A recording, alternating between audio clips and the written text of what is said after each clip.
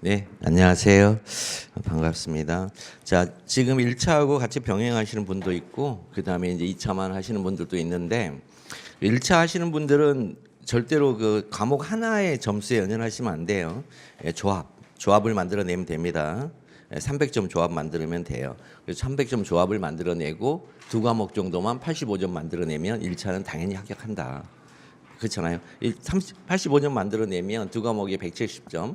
그럼 나머지 170점은 세 과목에서 만드니까 55점씩만 만들면 되잖아요. 그러니까 1차를 떨어지는 게 더 힘들어요, 사실. 제가 보기에는. 근데 모르겠습니다. 또 각자의 사정이 있기 때문에. 자, 2차는 쟁송법이 어떤 면에서 최근에 와서는 어떻게 당나귀 어떤 키를 쥐고 있는 듯한 이런 느낌을 줘요. 왜 그런지 모르겠는데 원래 노동법이 그래야 되는데 희한하게. 그래서 이 쟁송법은 그 여러분들이 가지고 있는 내 내면의 어떤 가치라든가 내 내면의 정리된 생각을 밖에 답안으로 이렇게 현출해서 상대방에게 평가를 받는 그런 시험이 절대 아니라고 그랬어요. 절대 아니고 수학처럼 애워서 쓰는 과목이라고 했어요. 수학처럼 애워서 쓰는 과목인데 여러분들이 이 쟁송법 책이 완벽정리라든가 백발백중이 조금 되게 이상해라고 생각할 때는 반드시 대법원 판결문을 읽어보세요. 대법원 판결문 읽어보시면 이 순서 그대로 흘러가고 있어요. 이 목차만 빼고 이 순서 그대로 흘러가고 있어서 꼭 그렇게 보시기 바라고요. 그래서 한번 확신을 얻기 바랍니다. 이렇게 하시면요 절대로 60점 이하로 떨어질 수 없고 그 다음에 제가 쓰라는 글로만 쓰면은 무조건 70점대 맞게 돼 있어요. 그런데 도무지 그렇게 안 하시더라고요. 안 하시기도 하고 많이 누락되더라고요. 자, 오늘부터 이제 할 것은 보시면 아시겠지만 이제 통칭부터 들어갈 건데 누누이 말씀드렸어요. 문서를 다루는 학문이다. 문서를 취급하는 학문이다.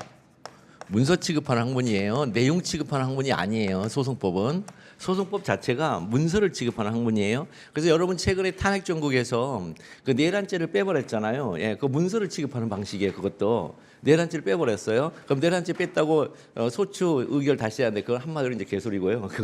그거 아니에요. 이 파면이랑 탄핵이라는 건 뭐냐면 징계처분이 징계처분이지 형법상 범죄를 다룬 소송이 아니에요. 형사소송이 아니에요. 이건 헌법소송이에요. 헌법소송은 공무원이 헌법을 위반하거나 법률을 위반할 때는 그 직에서 파면하는 처분이에요. 그 파면되고 나서 뭐 민사소송을 당하든 형사소송을 당하든 그건 그 다음의 문제이고 그 동일한 사실관계 가지고 이제 그래서 상관이 없는 건데 자꾸 이제 이상한 소리를 호도를 하죠. 왜냐하면 자기 진영 논리에서 이제 지지를 얻겠다는 거죠.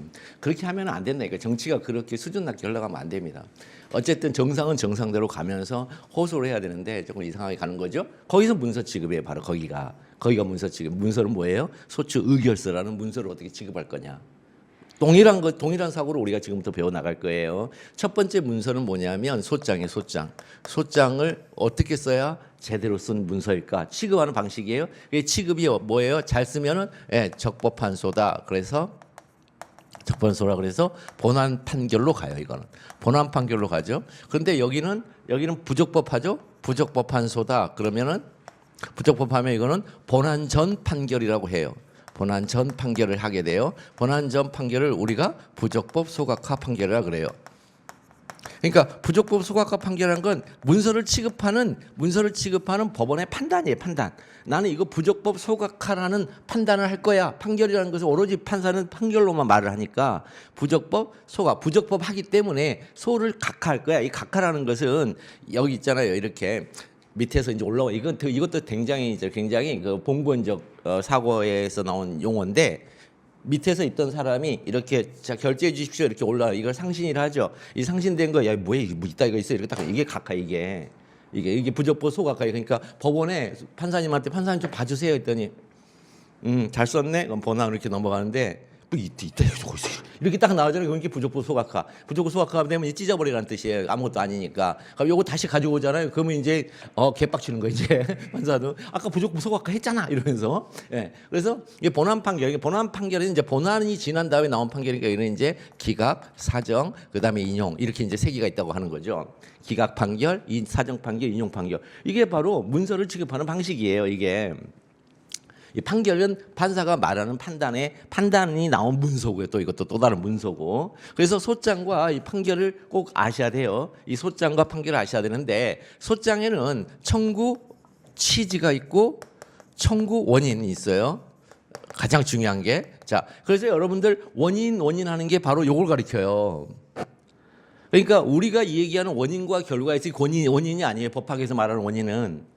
소장에서 쓰는 이 원인이란 말이에요. 뭐하지? 내가 왜 이 취지라는 건 제가 가르쳐줬죠. 목적, 효과라고. 내가 이 청구를 하게 된 목적. 내가 이 청구를 하게 되면 내가 만약에 내가 청구를 한 그대로 받아주면은 어떤 효과가 발생하지? 그 다음에 기능도 같은 말이라고 했잖아요. 이 청구를 하게 되면 어떤 기능이 발생하는 거지? 목적, 취지, 기능이 다 같은 말이에요. 근데 여기다 취지라고 썼단 말이죠. 여기다가. 그러니까 이런 것들을 잘 기억하시면서 그렇게 이해를 하시면 되는 거예요. 그러니까 이해를 취지하면 내 의도는 우리가 있잖아요. 내가 말하는 취지는 말이지. 이렇게 할 때 그 취지가 아니에요. 이게.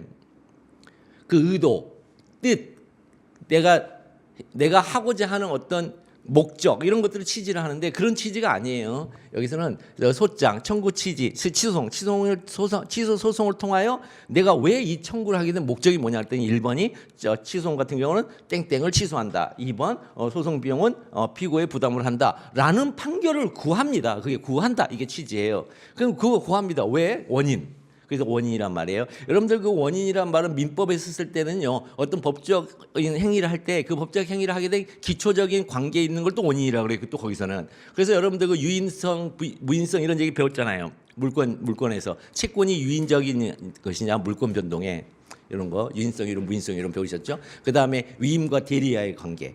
이것도 배우셨고 거기서 원인으로 배웠단 말이에요. 그때는 그걸 또 원인이라고 그래요. 그러니까 어떤 것 용어 하나하나들이 전부 다 우리가 일상생활에 쓰는 용어가 절대 아니다. 이걸 잘 기억하시면 되겠어요. 그다음에 여기 판결문은요. 주문이죠. 주문이고 여기 이유예요. 그러니까 또 이유가 여기다 쓰였단 말이죠. 이게. 그러니까 여러분들이 이 쟁송법을 공부할 때는 원인 그러면 요걸 머릿속에 딱 기억해야 되고 이유 그러면은 판결에 있는 이유구나 이렇게 딱 기억을 해야 돼요. 우리가 흔히 얘기하는 일상 언어적인 그런 용어가 아니에요.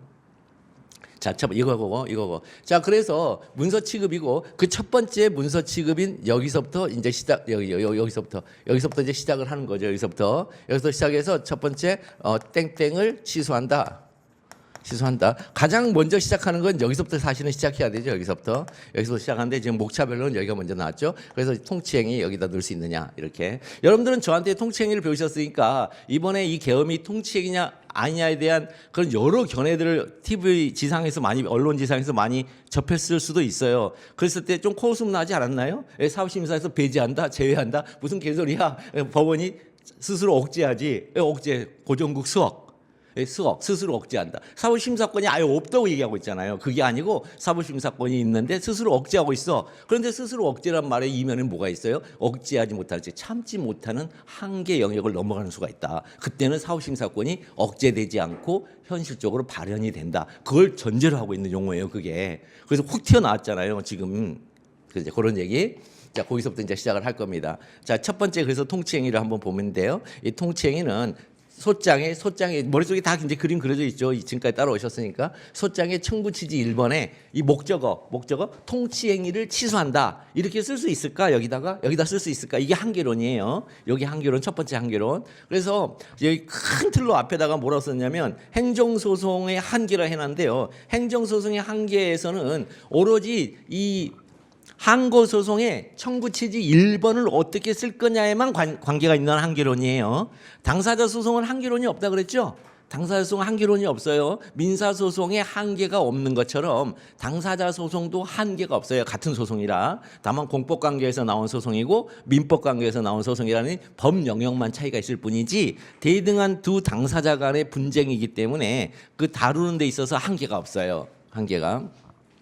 한계가 없어요. 그다음에 두 번째는 기관소송과 민중소송은 행정소송법 45조가 중요하다고 그랬어요. 행정소송법 45조에서 법정주의, 법률이 정한 경우에 법률이 정한 자에 하나여 제기할 수 있다. 그러니까 법률이 정한 경우가 바로 여기 목적어를 쓰는 지점이에요. 법률이 정한 경우에. 그다음에 법률이 정한 자는 원고고. 그러니까 이 목적어, 이 대상이라고 하죠. 목적어가 이 대상에 대해서는 고민하지 마. 법에 다 정해놓을 거야. 그리고 소송을 제기하는 원고도 고민하지 마. 법에 다 정해놓을 거야. 이게 행정법 45조라서 한계가 없어요. 거기도 한계론이 없어요. 한계를 다 정해놨기 때문에. 그다음에 주민소송도 마찬가지예요. 기관소송, 주민소송. 기관소송은 원고가 시장이에요. 시장 군수구청장이 원고예요. 그다음에 극히 예외적으로 장관이 될 수도 있고 딱 그밖에 없어요. 원고가. 그다음에 그 자치사무나 기관 이임사무라고 하는 이제 지방자치단체에서 뭔가 법령 위반적인 행위를 할 때 그거를 안 한단 말이에요. 그러니까 시장 무슨 구청장이 그 법령 위반적 행위를 누가 하느냐? 지방의회가 하는 거예요. 의결을 통해서. 그래서 의결을 다투하라게 대상이 의결밖에 없어요. 기관소송에서는 대상이 의결밖에 없어요. 의결. 예외적으로 이제 집행명령이 있긴 한데 그건 차치하고 의결밖에 없어요. 의결. 지방의 의결을 시장 군수구청장이 다투는 것. 그거를 기관소송이라 그래요. 딱 정해져 있어요. 여기가 의결밖에 못 써요. 여기 지방의 의결을 취소한다. 취소할 것을 요구합니다. 뭐 이런 식으로. 자, 그다음에 주민소송은 뭐냐면 주민소송은 주민이 원고예요. 원고. 주민이 원고고 이 대상은 지방회계 있죠. 지방회계로 인마이 포켓하는 놈들 작살낼 거야 그런 뜻이에요. 그게 주민소송이에요. 딴 거 없어요. 주민소송은 아씨 무슨 구청장이 졌다이야 그런 거 아니에요. 그거 아니고 구청장이 뭔가 행위를 했는데 뭐야 지기들끼리 처먹는 거네. 그러면 주민소송에 그게 들어갈 수 있는 거예요. 거기에 그것밖에 없어요. 그 지방 회계와 관련된 것만 주민소송의 대상이에요. 회계와 관련된 것만. 다른 정책적인 거 선심성 뭐 포퓰리즘이라죠. 표를 구한다고 해서 포퓰리즘 이런 정책은 상관없어요. 그런 걸로는 주민소송 갈 수가 없어요. 그런데 거기에 누군가의 자기 진영에 누군가한테 돈을 몰아주는 행위 이런 비슷한 것들이 눈에 보여. 그러면 그건 주민소송이에요. 자, 그렇게 정해져 있어요. 그러니까 정해져 있기 때문에 여기는 한계가 없는 거죠. 당사자 소송은 정해져 있지 않아서 한계가 없고요. 그런데 항고소송은 정해져 있어요. 뭐라고 정해져 있냐면 여기는 4조에 가면 정해져 있고 여기는 19조에 가면 정해져 있어요. 처분이라고. 정해져 있는데 그 정해졌다는 게 도대체 뭐지? 여기에 이제 의문점이 생기는 게 한계론이에요. 자, 그래서 여기 첫 번째 통치행위. 이 통치행위는 근본적으로 처분이에요.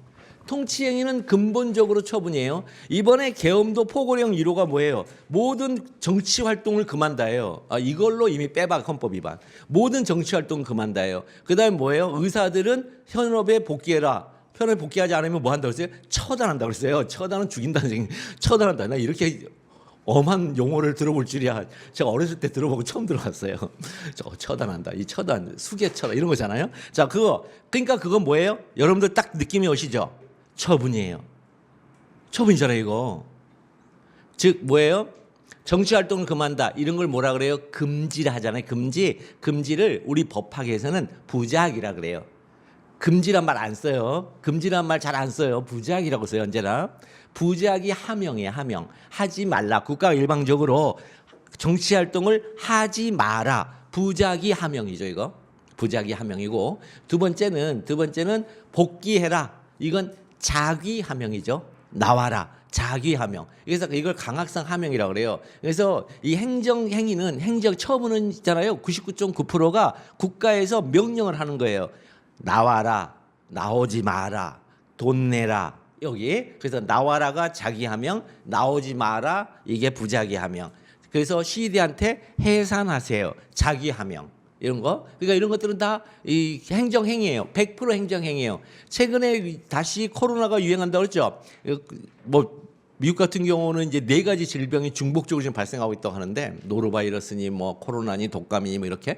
근데 그럴 때 어떻게 하죠? 국가에서 예방 접종을 받아라 이래 버리면은 처분이 돼요.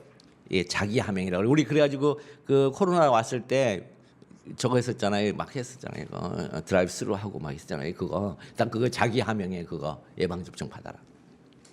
그거 안 받으면 어디 들어가지도 못하고 도대체 어디 돌아다니도 못했잖아요. 그것도 아마 조금 있으면 이제 인구 절벽에 빨리 도달하게 하지 않을까 싶은데 그거. 어쨌든요. 자, 그런 거. 그래서 지금 그 포고령상으로는 처분이에요, 처분. 국민에게 어떤 신체 행동의 자유를 제한하는 처분이 나왔어요. 그럼 그게 이제 통치행위냐예요. 이제 문제는 통치행위냐. 자, 이렇게 지금 스토리를 만들어 드렸죠. 지금 어떻게 하고 있죠? 처분인가 통치행위인가? 항상 이렇게 2단계로 올라가는 거예요. 그래서 이번 그 완벽 정리 시간에는 뭘 할 거냐면 일단은 대전제를 배울 거고요. 대전제를 배웠고 대전제는 소전제들의 집합이라고 그랬어요. 소전제들의 집합이라고 그랬어요. 그다음에 이 소전제들은 명사들이라고 그랬어요. 명사들. 그러면 이 명사들은 우리가 일상 언어적으로 쓰이는 미닝, 의미적인 명사의 의미하고 그다음에 법학에서 약속된 용어로 쓰는 명사들이 있을 거예요. 우리는 법학에서 약속된 용어로 쓰는 명사들을 배울 거예요. 명사들 배울 거예요. 사실은 학설은 몰라도 돼요. 어떤 의미에선 학설은요, 이 판례가 나오면 그 판례에 대해서 아쉬워, 좀 더 넓히지. 왜 거기서 그쳤을까? 그러면은 다른 학설이 그래요. 야, 그거 어쩔 수 없어. 법을 바꿔야 돼. 그 더 넓히면은 풍선 불어서 빵 터지는 것처럼 이 명사의 그 한계, 담을 수 있는 한계가 터져 버린다니까. 그럼 그걸 확장 해석이라 그래요. 그럼 확장 해석은 위헌이에요. 그건. 자, 그런 거. 그래서 요것들을 이제 배울 거예요. 요것들을. 그래서 대전제는 99.9%가 법률 규정이죠. 그러니까 법률 규정을 배울 것이고 요 법률 규정 아래에서 법률 규정을 구성하고 있는 명사들의 의미들을 판례로 배울 거예요. 이게 지금 우리가 할 거 다예요. 이번 완벽 정리 때. 그래서 두 문자로 다 외우시고 그다음에 백발백중으로 들어가면 여기다가 이제 뭘 해요? 이제 사례를 씌울 거예요. 그러면 이 사례에서 이렇게 빠져나갈 때 이 추출하는 방식, 여기가 뭐 얼마나 많은 적이 있어요. 그 중에 중요한 것은 요 문구고 요 문구네. 그럼 요거 가지고서 이렇게 추출을 이렇게 하고 그다음에 쭉 빠져나가면서 마지막 설문 해결해서 사안포섭을 하는, 이 사안포섭을 하는 것은 어디서 하냐면 백발백중에서 할 거예요. 그러니까 사안포섭을 하기 위하여, 자, 여기서부터 일이 가기 위하여 이 중간에 있는 것들을 이번 완벽 정리 때 충분하게 여러분들이 암기를 하셔야 돼요. 이렇게 암기를 하시면 돼요. 이렇게 요거를 지금부터 할 거예요. 요거 할 거니까 뭐 어떤 그 내용도 없어요. 막 기계적으로 엄청나게 많이 그냥 진행할게요. 그럼 첫 번째 통치행위는 뭐다? 청구취지 1번에 청구취지 1번의 목적어로 쓸 수 있느냐? 목적어 가능한 거냐? 이게 청구취지 1번. 청구취지 1번에 목적어로 가능한 거냐? 이게 통치행위의 의미예요. 문서 중에. 자, 문서 중에 소장, 문서인 소장에 청구취지 1번에 목적어로 쓸 수 있느냐? 그러니까 통치행위를 취소한다. 통치행위가 무효임을 확인한다. 이렇게 쓸 수 있느냐는 거예요. 자, 첫 번째 대전제는요. 이 38조 이렇게 컴마가 들어가면 이 뒤에 있는 요게 준용됐다라는 의미예요. 우리 수험생 입장에서는. 그다음에 판결문의 컴마는 병렬적인 의미인데 우리 수험생 입장에서는 이 컴마는 준용되고 있어요. 만약에 법조문을 병렬시키고 있으면 요거 있죠. 이거 점 그다음에 이렇게 이게 중간점 있죠. 이걸로 쓰는 거예요. 병렬시키고 싶으면 컴마로 쓰면 안 돼요. 컴마로 쓰면 뒤에 것들이 준용돼 버린다는 약속된 용어예요. 그러니까 중간에 행정소법 제19조, 행정소법 23조, 행정소법 이렇게 할 때는 컴마로 쓰는 게 아니라 점 이런 걸로 쓰라는 거예요. 아시겠죠? 네, 그러니까 이런 것들도 하나하나가 세심하게 여러분들이 하셔야 돼요. 자, 그래서 여기 보면은 행정소법 제38조하고 동법 19조 와로 써요. 그다음에 동법 제2조 제1호 여기까지가 대전제예요. 여기까지가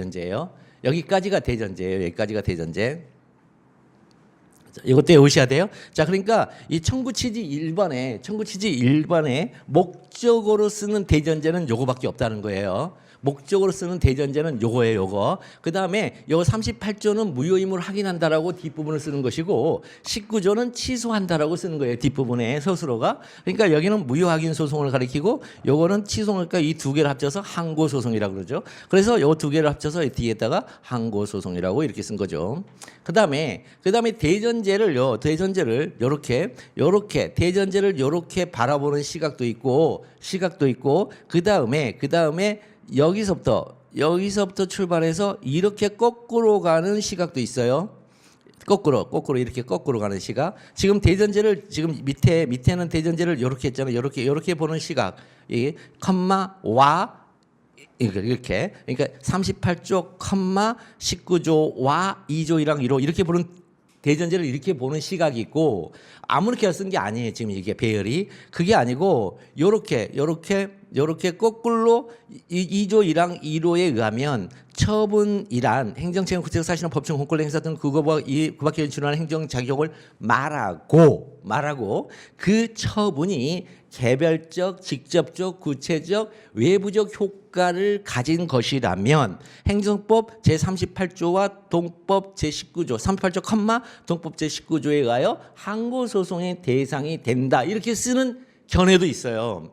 그거를 이원설이라 그래요. 근데 그것까지 여러분들이 모르셔도 된단 말이에요. 지금 이론설이 팔리기 때문에. 지금 우리는 제가 누누이 말씀드린 우리는 요거에 의해서 지금 하고 있어요. 요 판례가 답이에요. 판례가 사례형으로 이렇게 사례형으로 나오는 하는 판례가 답이에요. 사회과학이 아니라니까 법학이. 사회과학은 좀 더 개선된 사회를 실현시키고자 하는 학문이에요. 지금 상태보다 좀 더 나은 상태, 좀 더 개선된 유토피아 이쪽으로 가고자 하는 거예요. 이게 그게 바로 이제 해결의 그 변증법의 세계관이 그거잖아요. 정반합에서 결국은 올라간다 끝까지. 그래서 역사는 우상향한다. 그 인간의 역사에 대한 강한 신뢰를 갖고 있잖아요. 근데 보니까 그렇지도 않죠. 인간이 짐승적인 면모가 있기 때문에. 어쨌든 그런 거예요. 자, 그렇게 하는 건데 법학은 그렇지 않아요. 법학은 집단 이성이 아예 도달될 상태를 법으로 딱 정해놨어요. 여기까지만 가면 돼. 그런데 현실은 안 그러거든요. 지금 법이 누누이 제가 말씀드리지만 1940년도에 만든 법이란 말이에요. 48년도에. 지금으로부터 물경 80년 전에 만든 법이에요. 아니 80살이 되면 옷도 많이 바꿔 입었겠네. 근데 법이라는 게 계속 그렇게 있잖아요. 그러니까 법이라는 것은 해가 가면 갈수록 계속 개정되는 거예요. 노동법 얼마나 많이 개정돼요. 노동 환경이 개선되고 그다음에 노동 환경이 악화되고 있죠. 지금 우리나라가 지금 인구 절벽이 오니까 노동 환경이 완전히 변화되고 있잖아요. 다민족화되고 있잖아요. 거기도 특히 외노자가 완전히 밑에를 탁 받쳐주고 있는 경제 체제로 지금 가고 있잖아요. 위험한 체제로 가고 있단 말이에요. 그게 취약해진단 말이에요.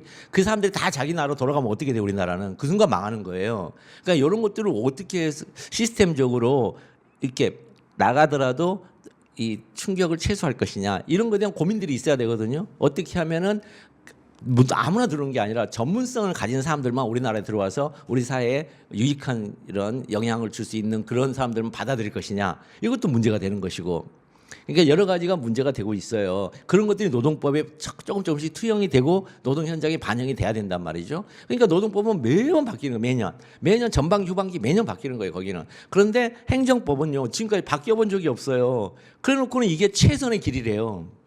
최선의 길이에요. 그러니까 그 안에서밖에 우리가 해결을 못하는 거예요. 아시겠죠? 그러니까 법이라는 게 그 제가 가르치면서 제일 당황스러운 말이 선생님 법은 진짜 범위가 없는 것 같아요. 제일 당황스러운 말이죠. 법은 범위가 정해져 있어요. 집단 이상이 여기까지만 해. 그 이상 하지 마. 국회가 법으로. 그러니까 거기까지만 하시면 되는 거예요. 거기까지만. 그래서 판례가 답이에요. 그래서 판례가 답이란 말이에요. 판례는 그 이상이 안 나온단 말이에요. 여러분들 얼마나 답답해요. 인사청문회 보면 대법관이라고 나왔는데 말하라고 그러면 어리버리 되고. 근데 우리가 생각하는 현재 발달된 사회 현상에서는 이 정도는 얘기를 해줘야 될 것 같은데? 라고 하는데 그 판사님 그걸 몰라서 얘기를 안 할까요? 알죠. 근데 못하죠. 법이 거기까지 안 가 있으니까. 그러니까 그거는 입법론으로 하는 얘기예요. 입법론으로 국회에서 해야 되고 국회에서 그러니까 잘 뽑아야 된다니까요. 정치인들. 맨날 권력투쟁만 하는 사람들 뽑으면 안 된다니까요. 입법론을 있잖아요. 그러니까 안 돼. 법조인들 뽑아놓고 니들 입법 좀 잘해야 했더니 이놈들이 법꾸라들이라 무슨 법을 만들긴 뭘 만들어. 법 가지고서 그것까지 어떻게 이용이 뭘까 그것만 고민하고 있는 것 같잖아요. 그러니까 그 입법론이 중요하단 말이에요. 그쪽이 그 입법론. 그러니까 그거는 못해요. 우리도. 원래 옛날 사법고시하고 고시 시절에는 입법론이 중요했어요. 얘가 우리 사회에 들어가서 공직으로 갈 건데 어떠한 문제의식을 가지고 우리 사회에서 얘가 좋은 영향을 주면서 할까. 뭔가 좀 눈꽃미로 도움을 줘야 될 거 아니에요. 우리 사회에. 그래서 그런 사람들을 뽑고자 했어요. 그런데 지금은요. 아니에요. 지금은 이렇게 사례형으로 바뀌면서는 현재 수능적 인간만 중요해요. 수능적. 법에서 하라는 대로만 한 사람. 법에서 하라는 대로만 평가하고 해석해내는 사람. 물론 다른 생각이 있을 수는 있지만 자 그래서 우리도 내 생각은 이거 아닌 것 같아 하더라도 이 판례가 답이라는 걸 머릿속에 완전히 인식을 한 다음에 여러분들이 공부를 하셔야 돼요.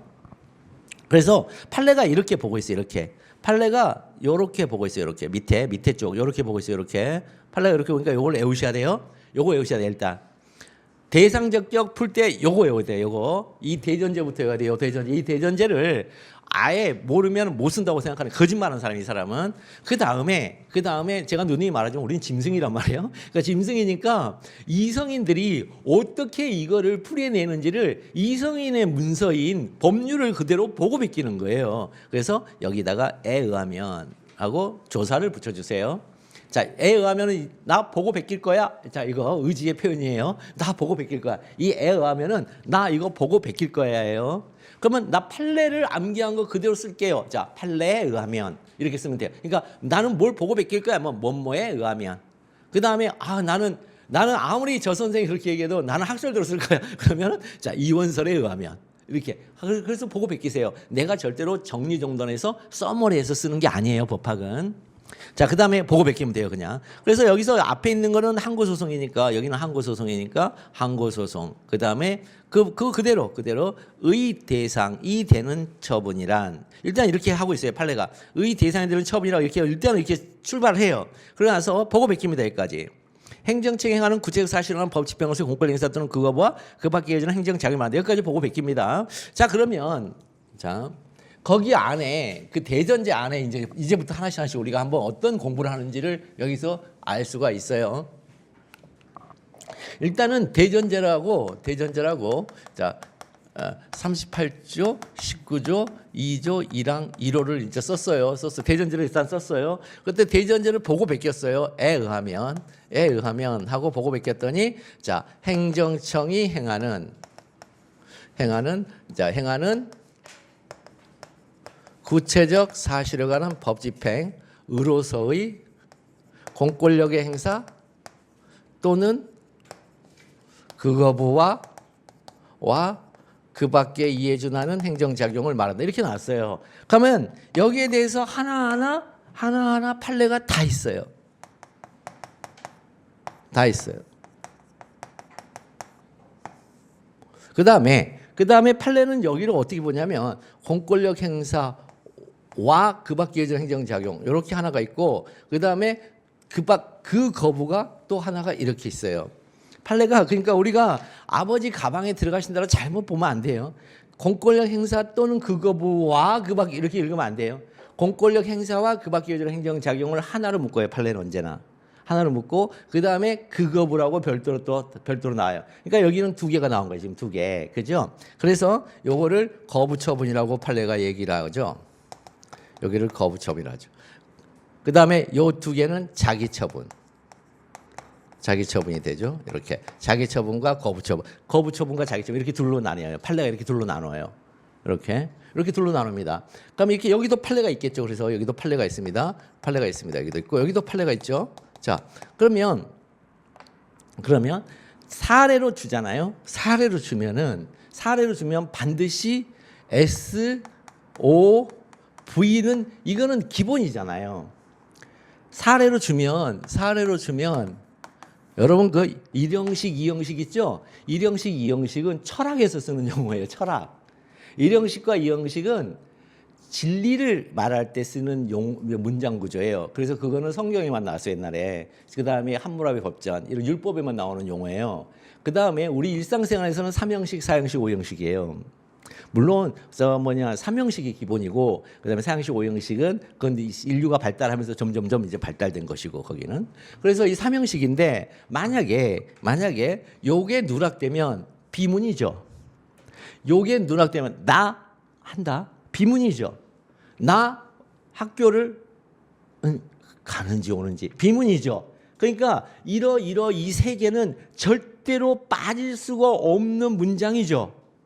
그렇죠? 그러면 지금 우리가 배우고 있는 이 행정법에서 특히 항고소송에서는 그죠? 그 다음에 이거잖아요. 그럼 이거 이렇게 연결되잖아요. 그죠? 그래서 시험 문제로 요 두 개만 문제가 된단 말입니다. 이것 자체 전체는 이 전체는 구체적 사실에 관한 법 집행이어야만 시험 문제를 낼 수가 있죠. 이것 자체가 흔들려 버리면 아예 시험 문제를 못 내죠.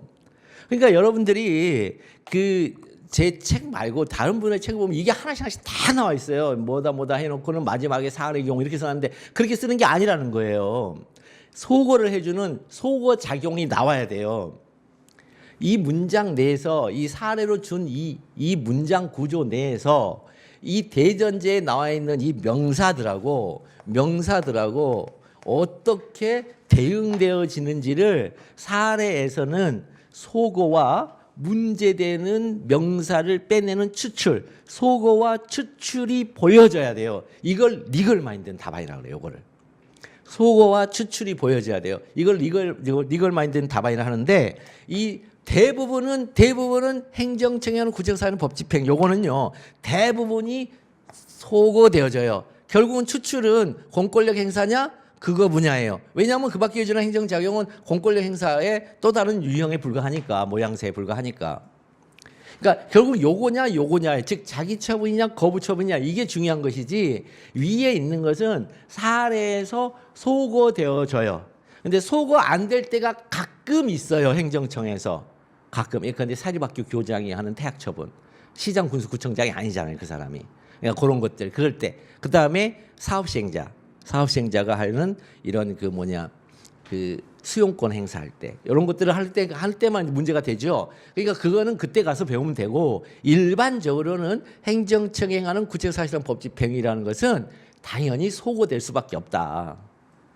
이 사례로 내는 한은. 근데 그걸 가지고 또 그걸 쓰면 뭐 하냐는 거죠, 그게. 그러니까 그걸 안 쓰면은 소거하는 이런 사고 자체가 안 나타나는 거죠.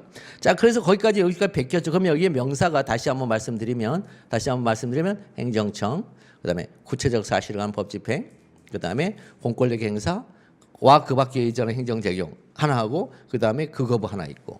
요렇게. 그러면 자, 그다음에 이제 그 다음이 뭐냐면 대통령 갑의 파병 결정이 만약에 사례로 나왔어요. 그러면 대통령 갑은 UAE로 무슨 상록 부대를 파견하였다. 이렇게 나왔을 거 아니에요. 주어진 문제 설문에. 그러면 여기서 대통령이 행정청이라는 데 대해서는 의문의 여지가 없어요. 대통령은 행정청이잖아요. 의문의 여지가 없어요. 대통령은 국가원수의 수반이자 그 행정부의 수반, 국가원수이자 행정부의 수반이기 때문에 행정청인데 의문이 없어요. 그 다음에 대통령이 행한 SOV가 그러면 구체적 사실에 관한 법집행이냐? 구체적 사실에 관한 법집행에도 의문이 없어요. 문제는 이게 공권력의 행사냐가 문제가 되는 거죠. 그래서 행정청이 행하는 구체적 사실에 관한 법집행이면 의문이 없으니까 일단은 소거, 그 다음에 추출, 묻는 문제를 그대로 쓰면 돼요. 한국 행정소송법상 항소의 대상이 되는가 묻는 문제고 와 관련하여 이거 쓰시면 돼요. 자, 이거는 추출할 때 사용하는 조사. 추출할 때. 그러니까 여러분들이 평상시 쓰는 말하고 다를 수가 있어요. 다르다 하더라도 다 바꾸셔야 돼요. 보고 베낄 때는 에 의하면. 그 다음에 소고 후에 추출할 때는 와 관련하여. 그 다음에 만약에 문제가 되는 게 여러 개면 첫째, 둘째. first, second, third 이렇게 써주는 거예요. 기수라고 하는 거죠. 기수로 쓰는 거예요. 기수로. 그 다음에 첫째 뭐뭐인지 문제된다. 둘째 뭐뭐인지 문제된다. 이렇게 쓰는 거예요. 이렇게. 그러니까 이렇게 약속된 용어란 말이에요. 약속된 용어의 난무. 그리고 똑같이 써야 돼요. 옆 사람하고 똑같이 써야 돼요. 옛날에 같은 답안이 너무 많이 천편일률적인 답안이 너무 많이 나왔다. 이렇게 나오는 건 그거는 옛날 사법고시 시절에 학원 강사가 해놓은 걸 달달달 외워서 어떻게 썼다는 거예요. 여기서 천편일률이란 말은 답이 아니란 얘기거든요.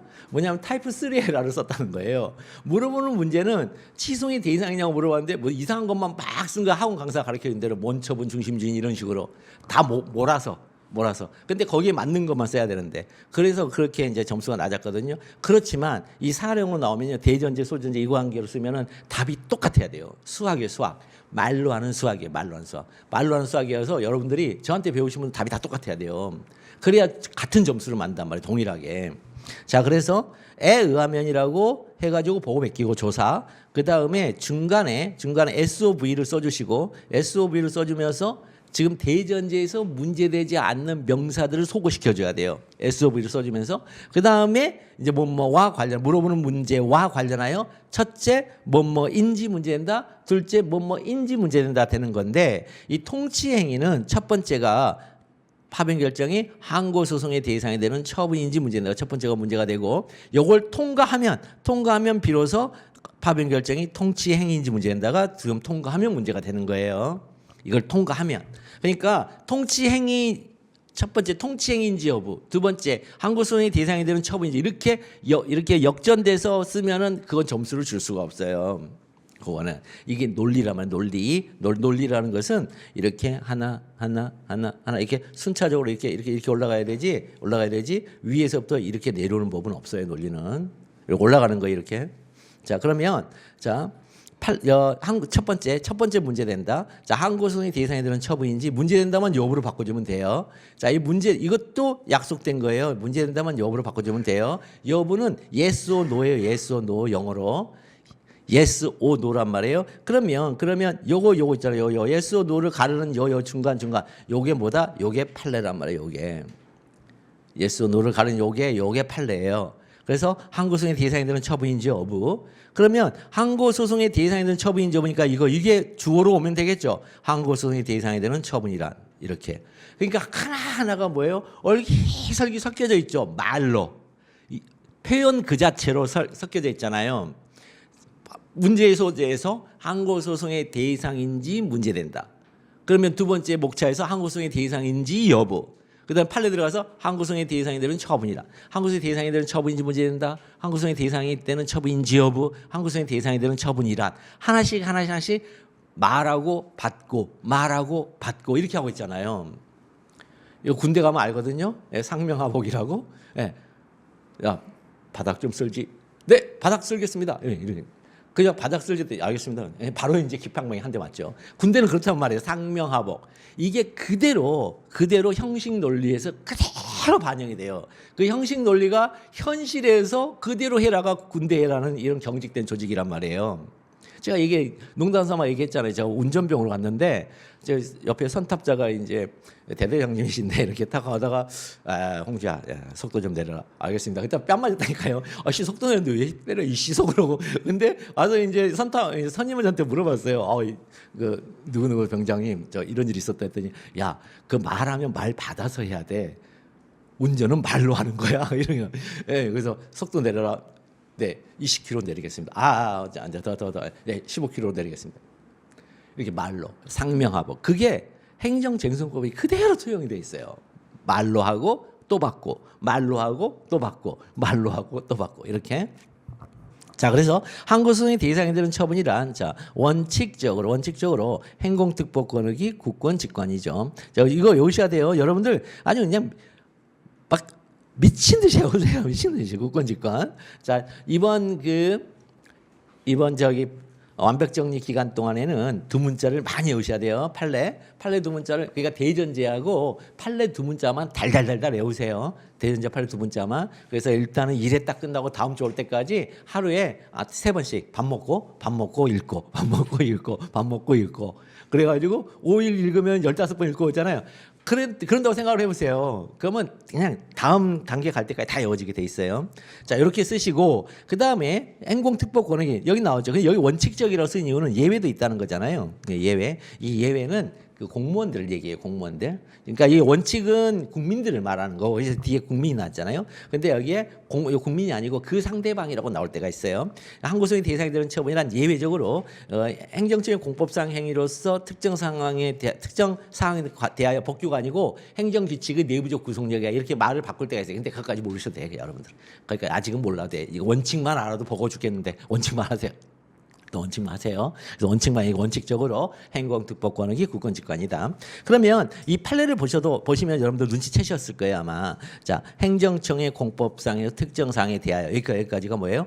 행정청이 행하는 구체적 사실은 법집행이라는 뜻이에요 이게.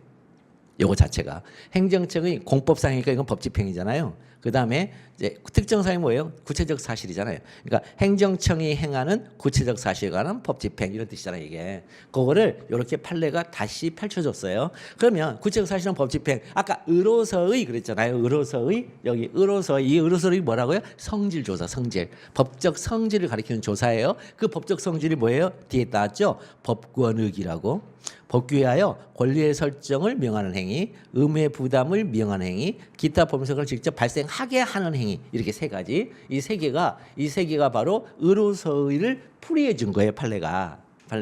그래서 이 권리의 설정을 명하거나 아니 명한다잖아요. 권리의 설정을 명하거나 의무의 부담을 명하려면 그거는 그 근거가 되는 것이 뭐여야 된다? 법규여야 돼. 그런 뜻이에요. 법규여야 돼. 근데 이 법규는 우리 판례가 법률 플러스 시행령을 가리켜요. 법규는 그러니까는 우리는 학문적으로는 법규 명령이라고 하고 있는데 그 법규 명령이 현실적인 문서로 어떤 문서로 존재하고 있냐? 우리 문서만 중요하니까 어떤 그랬더니 법률하고 대통령령, 시행령이다. 예외적으로 시행규칙이 있다. 그렇게 외우시면 돼요. 아셨죠? 법규는 뭐다? 법률, 시행령, 그다음에 아주 제한된 범위 내에서의 시행규칙.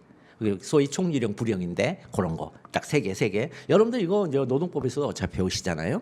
자, 그다음에 이렇게 그게 법규예요. 그래서 법률하고 대통령령하고 아주 제한된 범위의 시행 규칙만이 권리의 설정을 명하고 의무의 부담을 명해 주는 거예요. 그다음에 법률 그 자체로 효과를 직접 발생하기도 해요. 요거는 여러분들 민법에서 준법률행위라고 배운 거예요.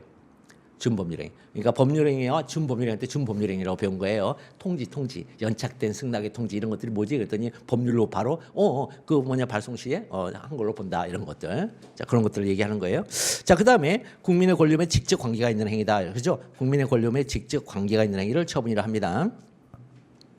자, 그럼 사안의 경우에서는 대통령 갑의 파변 결정은 자, 뭐 어떤 거냐 그랬더니 자, 임으로 그다음에 이어서 그다음에 이다 이렇게 써야 돼요. 여기는 무조건 대상적격에서 대상적격에서 취소의 대상이 되는 처분인지 여부 혹은 항고소송의 대상이 되는 거부 처분인지 여부 할 때 임으로 이어서 이다. 이 구조를 꼭 기억하세요. 사안포섭 할 때 임으로 이어서 이다. 그다음에 주어는 이렇게 쓰고 임으로 즉 파병 대상이 된 부대하고 그 소속 군인들에게 유국으로 파견하여 임무에 종사해 라는 자기 의무의 부담을 명하는 행위죠.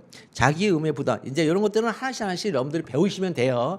이거를 내가 다 알고 나서 문제가 탁 튀어나오면 내가 다 아는 것 중에 이걸로 이렇게 써야지. 이거는 터무니없는 욕심이에요. 이거 하면 여러분 행정법 다시 공부해야 돼. 그럼 행정법이라는 헬게이트가 열려버린단 말이에요. 그러니까 그러지 말고 그때 나올 때마다 감각적으로 이렇게 가르쳐주는 걸 외웠다가 그중에 뭐가 비슷하네 그럼 그렇게 쓰시면 돼요. 아셨죠? 아니 뭐하러 이 법원에 3심제가 있겠어요. 처음부터 1심에서 명확한 답이 나와버리면 뭐하러 대법원까지 끌고 올라가겠어요. 뭐 판사도 지금 이성이라는 판사도 실수를 할 수 있다는 거 아니에요. 그러면 짐승인 우리 수험생은 100% 실수하는 게 정답이지. 그러니까 조금씩 모자랄 수 있어요. 근데 사고 자체가 그렇게 흘러간다는 게 중요하단 말이에요. 사고 자체가. 아시겠죠? 그래서 그 강사 선생님들이 가끔가다 그러잖아요. 다 틀려도 돼요. 논리만 맞으면 돼. 그게 뭐냐면 이 사고의 흐름이 논리가 맞아야 된다 이런 뜻이지. 무슨 이상한 논리를 완결적 논리를 전개했다. 그건 꽈락이에요 그냥. 아시겠죠? 그러니까 그런 얘기 아니에요. 이런 말을 할 때 여기서 막 엄청나게 스트레스 받아요. 학생들이. 선생님 여기서 자기 의무의 부담을 명하는 데 이런 거 못 쓰면 어떡하죠? 막. 그럴 필요 없다는 거예요. 이렇게 하나씩 나올 때마다 챙기다 보면 여러분들 딱 그 안에서만 시험 문제 나오니까 걱정 안 해도 된단 말이죠. 자, 그래서 종사할 자기 의무의 부담을 명하는 자, 의무의 부담을 명하죠. 의무의 부담을 명하는 거잖아요. 즉 요거가 연관돼 있잖아요. 요거. 그러니까 임으로. 그러니까 앞에 법권의기 임으로 국권직관 이어서 주어로 가서 항고소송의 대상이 되는 처분이다. 이렇게 한단 말이에요. 아셨죠? 임으로 이어서이다. 만약에 아니면요. 아님으로 아니어서 아니다. 이렇게 쓰는 거예요. 아니다. 그러니까 이 노트 개념으로 쓰는 거 언제나 이다 아니다 개념으로 쓰는 거지 있다 없다 없다가 아니에요. 아시겠죠? 이따의 법학적 대칭어는 있지 않다예요. 이따의 대칭어가 없다가 아니에요. 이 반대말 쓰면 안 돼요, 절대로. 이건 주장 입증 책임과 관계된 매우 중요한 용어인데 이따의 소송법적인 반대는 있지 않다예요. 무슨 얘기예요? 지금 현재 과학기술로는 밝혀낼 수 없다 이런 뜻이에요. 있는 거는 같은데 아시겠죠? 없다도 없다의 반대는 없지 않다예요. 없지 않다예요. 그런데 명백하게 없지 않다의 그 있다라는 존재를 네가 한번 증명, 이건 불가능하다는 거예요. 근데 없지는 않은 것 같아. 이렇게 되는 거예요. 아셨죠? 그러니까 있다의 반대말은 있지 않다, 없다의 반대말은 없지 않다. 우리가 쓰는 답안에서는 물론 그렇게 판례도 그렇게 써요. 그러니까 판례도 그렇게 쓰니까 이중부정이 막 나오면 있지 않다고 아니할 수 없다 이렇게 나가는 거잖아요. 그럼 미치는 거죠. 이게 있는 거냐, 뭐 없는 거냐 이거. 그거는 뭐냐면 명확하게 그 존재와 부존재를 입증할 수가 없다는 거예요. 현재의 과학기술로는. 그런데 그 입증 책임을 네가 지고 있으니까 너 입증 못했지. 응. 그럼 있지 않다고 할 수는 없지. 응. 그럼 너 진 거야. 이렇게 가는 거예요. 그러려고 하는 거예요. 그러려고. 그러니까 소송의 승패를 결정하기 위해서 가는 것이지 그게 과학기술상으로 없다 있다 이렇게 할 수가 없다는 거예요. 제가 그거 엉뚱하게 그걸 잘못 이해했다가 제가 로스쿨 떨어진 거 아니에요. 면접할 때 그 광우병 사태로. 네 현재 과학기술로 이게 내송송 안 할지 네가 어떻게 판단하냐. 교수한테 그랬다가 바로 떨어졌잖아요. 면접 미흡 이래가지고 그거 아니거든요. 그거 아니에요.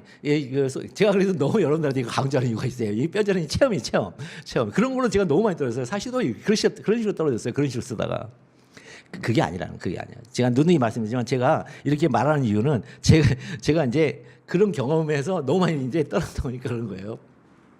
그거를 사실 10년 하면서 이해를 못했어요. 도대체 오히려 막 판사들 욕하고 판결문이 개판이라고 그러는데 근데 막상 이렇게 제가 강사가 돼서 딱 보니까 거기가 참 위대하신 분들이더라고요. 자 그다음에 이제 한국성의 대상이들은 첩이라고 해서 이제 쓰고 싶어요. 청구 취지 1번에다가 이제 써볼게. 이제 청구 취지 1번에다가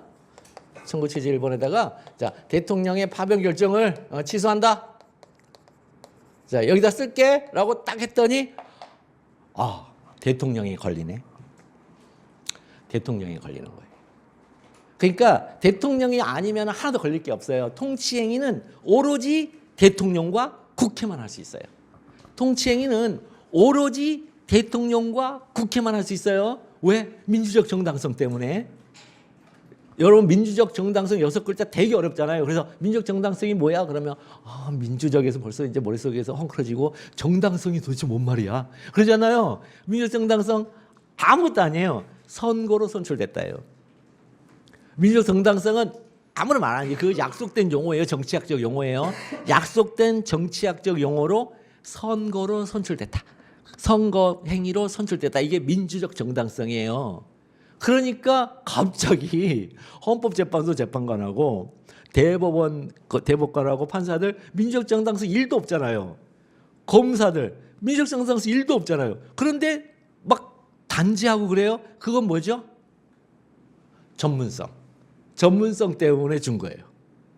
근데 전문성이 민주적 정당성을 위에 설 수 있느냐? 이것도 이제 문제가 생기니까 최근에 배심원 제도라든가 그다음에 법관 선거제도라든가 헌법재판관 선거제도 얘기가 그래서 나오는 거예요.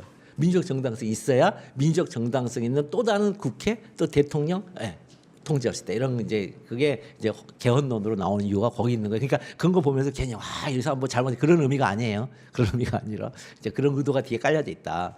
그래서 이 대통령하고 국회만 통치행위를 할 수가 있는데 국회의 통치행위는 이미 있어요.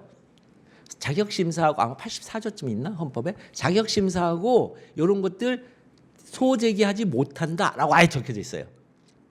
거기에 대해서는 소제기를 못한다. 그러니까 소제기를 못한다가 통치행위란 말이에요. 그게. 그죠? 소제기를 못한다가 통치행위인데 이 대통령의 행위만큼은 이 소제기를 하나 못한다에 대한 용어가 하나도 없어요. 헌법에 결단이 없어요. 헌법적 결단이 없어요. 그러면 이 대통령 행위를 그럼 할 만하냐 했더니 우리 대통령이 국가원수라는 지위 때문에 이게 문제가 생기는 거예요. 국가원수의 지위에서 하는 것은 통치행위일 가능성이 크다는 거예요. 그래서 나온 용어예요, 이게. 그래서 대통령이라는 것에 일단은 중요하고 그 파변 결정의 통치행위인지 여부. 자, 실제계 실질적 법치국가의 확립. 자, 실질적 법치국가는요. 법치국가는 다루지 못하는 게 없다란 뜻이에요. 자, 여기서 법치의 치가 통제한다는 뜻이에요. 법치 국가는 법으로 통제되는 국가예요. 여러분들 법치 국가를 있잖아요. 봉건적 세계에서는 세계관에서는 법으로 통치하는 국가라고 그랬어요. 그러나 현재 국민 주권이 일상화된 그다음에 아이돌 응원봉 가지고 나오는 이런 우리 그 국민 주권이 실질화된 이런 상황에서는 통제라는 개념이에요. 그래서 법으로 통제되는 국가예요. 그러면 실질적 법으로 통제되는 국가가 뭘까? 법으로 통제되지 않는 영역은 전혀 없다예요. 그게 실질적 법치국가예요. 그 다음에 행정소송상의 개괄주의 있죠. 개괄주의. 이 개괄이란 말은 뭐예요? 개괄은 예외가 없다 이런 뜻이에요. 예외 없다. 그러니까 행정소송상이죠. 이 상은 대상이죠. 대상에서 벗어나는 예외가 없다. 아시겠죠? 그러니까 실질적 법치국가가 확립됐다 이 말은 법으로 통제되지 않은 곳은 없다. 그 다음에 행정소송상의 개괄주의는 행정소송에서 즉 목적으로 삼을 수 없는 예외는 없다. 이게 개괄이에요. 개괄은 예외가 없다 이런 뜻이에요. 그냥 다 포괄하고 있다 이런 뜻이에요. 그런 이유로 사법심사에서 제외되는 통치행위. 자, 사법심사에서 제외되는 통치행위 자체를 부정하는 견해. 그 다음에 그게 아니고 내재독사, 사법권의 내재적 제약, 그 다음에 자유재량행위, 그 다음에 독자적 행위, 그 다음에 사법자재설, 자재가 빠졌네. 사법자재. 그래서 내재독사, 사법자재를 근거로 이게 사법심사에서 제외되는 통치에는 긍정하는 견해가 있죠.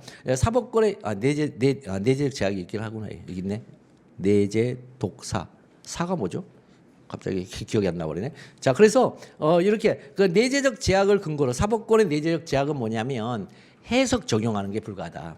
사법의 이 사자가 해석 적용이에요. 해석 판단.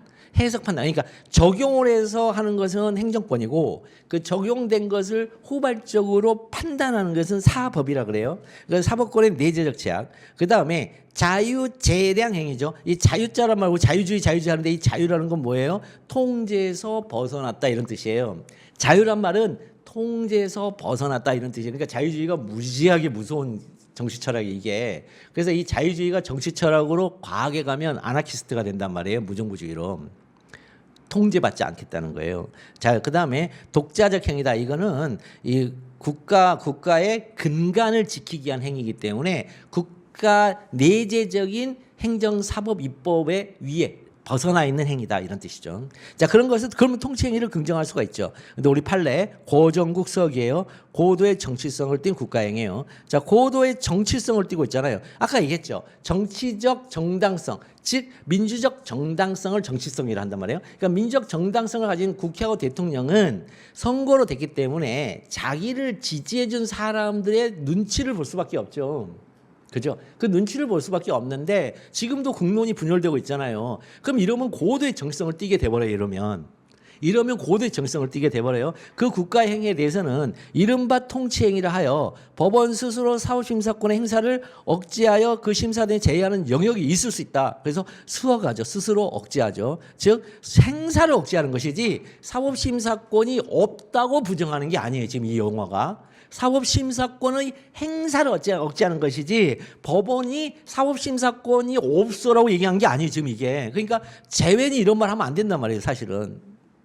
내가 행사를 억제할 뿐이야. 왜? 나는 아까 얘기했죠. 전문성을 가지고서 독립적 기관을 갖고 있는 것이고 국회와 대통령은 정치적인 민주적 정당성을 가지고 있기 때문에 독립적이란 말이에요. 그게. 그러니까 민주적 정당성을 가지고 있는 국회와 대통령 행위에 대해서 이 법학 지식에 있어서의 전문적 영역 때문에 전문성 때문에 독립성을 띠게 된 기관이 함부로 그 행사를 할 수가 없다라고 억제를 했는데 문제는 여기 있잖아요. 여기서 사법심사권의 행사를 억제하는 것은 여기에 사법심사권이 뭐냐면 행정소송밖에 없어요.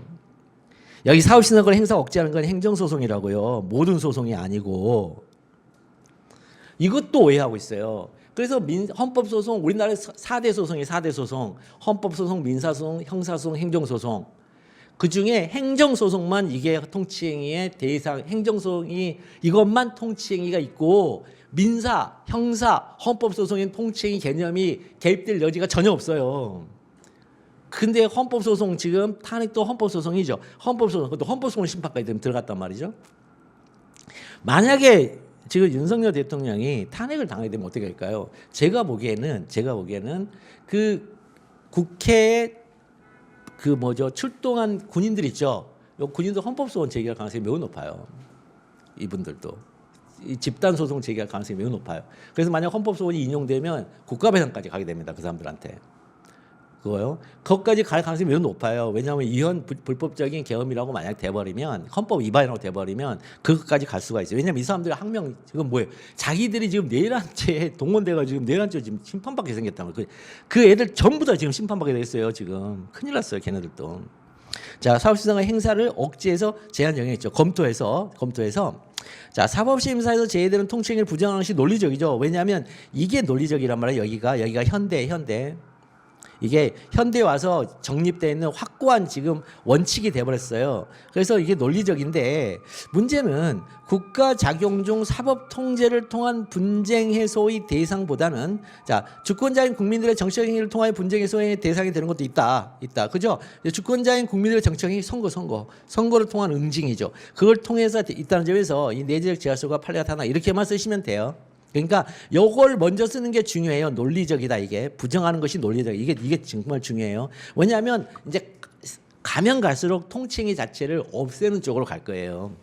가면 갈수록. 그래서 그쪽으로 갈 건데 그래서 이 논리적이란 말은 그쪽으로 방향성을 잡는 게 중요해. 그러나 현실에 있어서는 이 주권자인 국민들의 정치적 행위를 통해서 분쟁 해소의 대상, 즉 선거를 통한 응징이죠. 응징을 하는 것도 의미 있다. 그런 점에 내재적 제하소 판례타나 이렇게 쓰시면 되고요.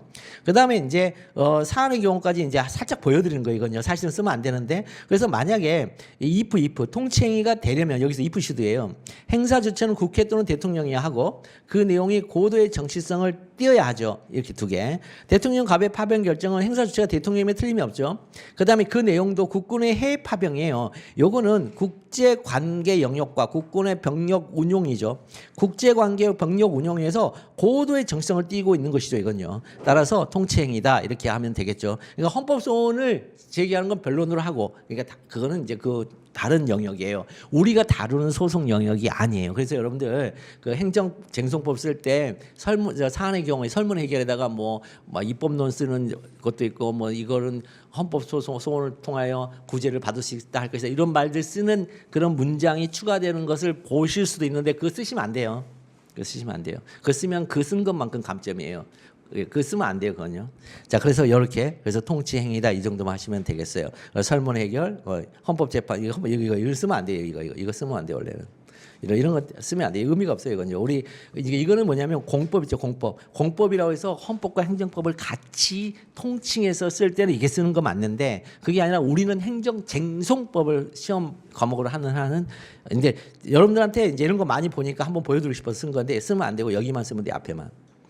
항고성의 대상이 되지 않는다. 이것만 쓰시면 돼요. 그러니까 이 통치행위라는 것은 행정소송법상의 항고성의 대상이 되지 않는다는 의미인 것이지 그게 다른 세 가지 소송, 민사소송, 형사소송, 헌법소송에서 다룰 수 없는 거다. 그런 의미는 아니에요. 자, 첫 번째 시간에서 딱 이것까지 했어요.